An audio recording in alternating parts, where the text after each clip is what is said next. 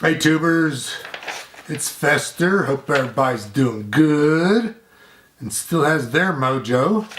I'm a little bored because I lost my mojo. Yep, last Friday, snowboarding, really good conditions, and it's even gotten better since then. I hit a tree. Happened just like that. Wasn't even anywhere near one, I thought. But I got a broken rib, and so I'm down for the next 6 weeks, maybe less. Which takes me off tangent real quick. You opioid addicts have ruined pain management for those of us that need it.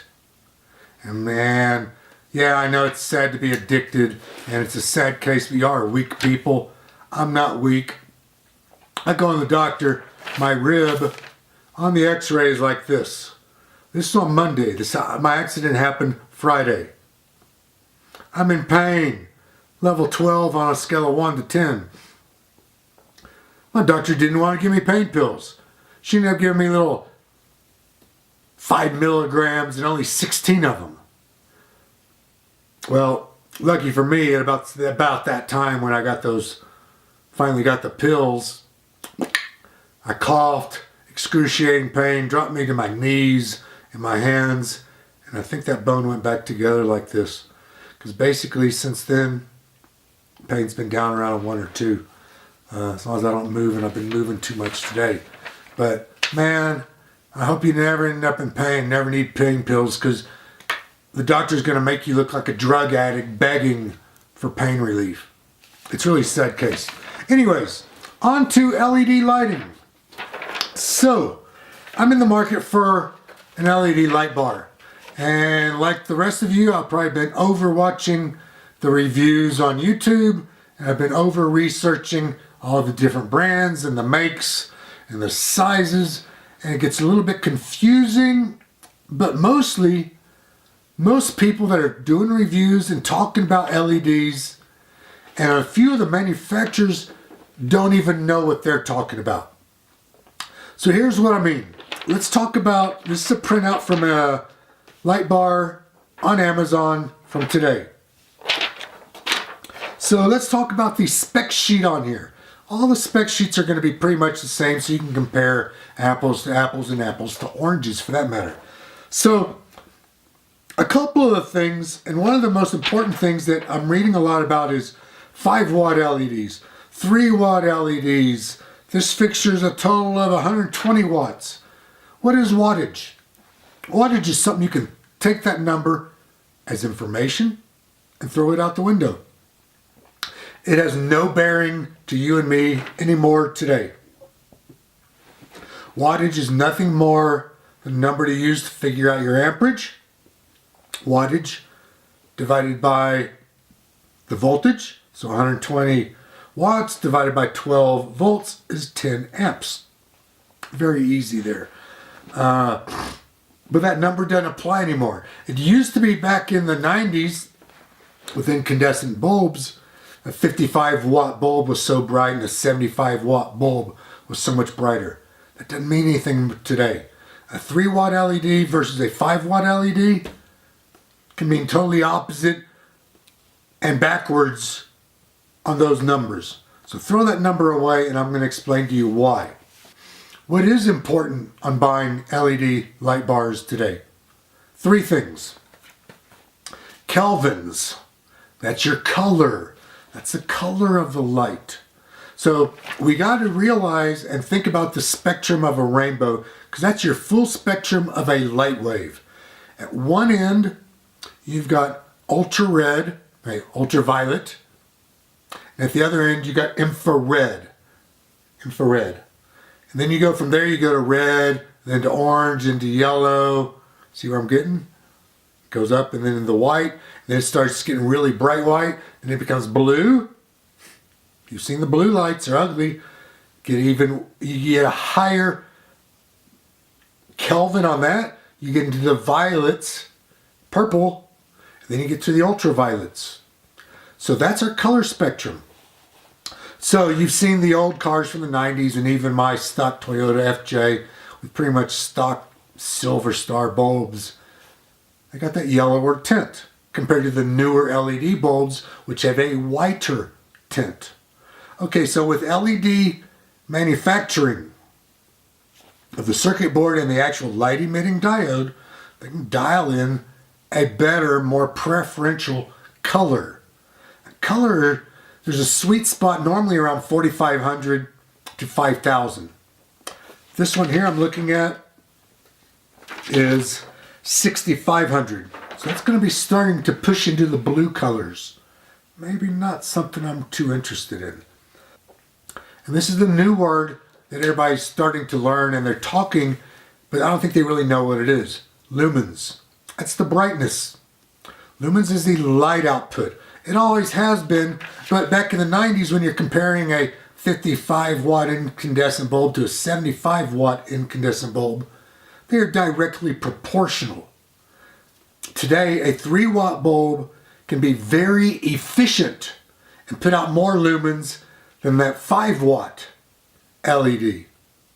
And on the same hand, that 5 watt could just be a monster of an LED and even more efficient and even more lumens.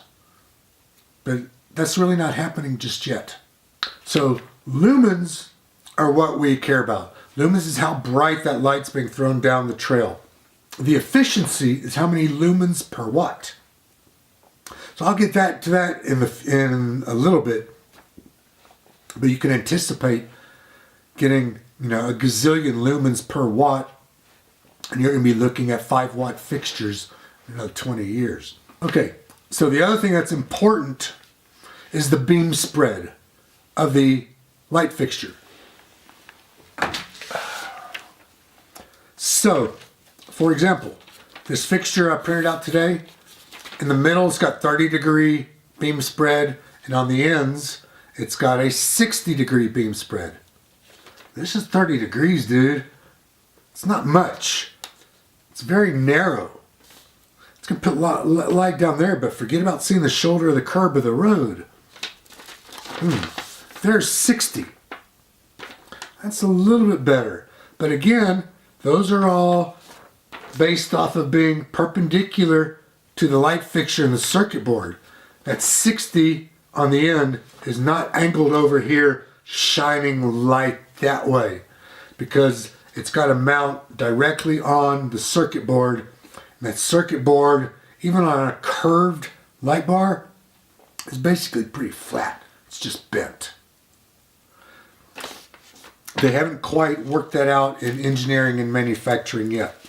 So having a good beam spread, or if you're doing with a lot of people are doing, multiple LED bars or ditch pods or daytime running lights, it's about the spreads and then about the fixture, whether you're going to aim that, whether the ditch pods, most of them are aimable down to the sides or whatever, but light bars, they're perpendicular to the axis of the truck and straight down the road. Back to efficiency.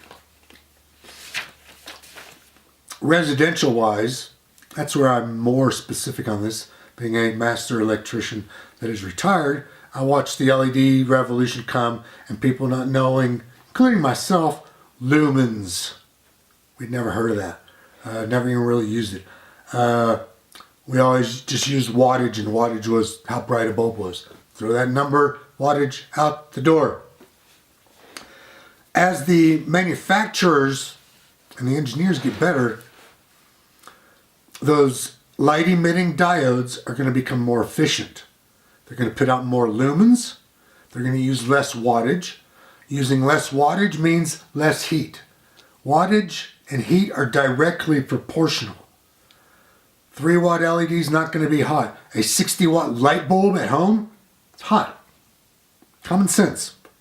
So as the manufacturers get the circuit boards figured out, and the light emitting diodes figured out, and how they all work harmoniously together without having a single flux capacitor, that's going to be huge. So what's happening there is the design. The fixtures are going to get smaller, narrower, and it's possible that a fixture the size of my reading glasses in 20 years, maybe less, can be putting the same amount of lumens down the trail that that 52-inch light bar is doing today. Alright, so I hope that explains it to you. Lumens, brightness. Kelvins, the K, that is the color of the light. Warmer, cooler. Higher the number, the cooler. You find a fixture that's got like a 8,000, that's going to be purple light. You find a light LED that's down at the 2000K, that's going to be the same color as a single candle light. That's right, little flickering candle. Thumbs up because I know you like this and you learned a lot. Thumbs down if you didn't. More important, hit that subscribe button over there and help me reach 1,000. Alright, man. See you.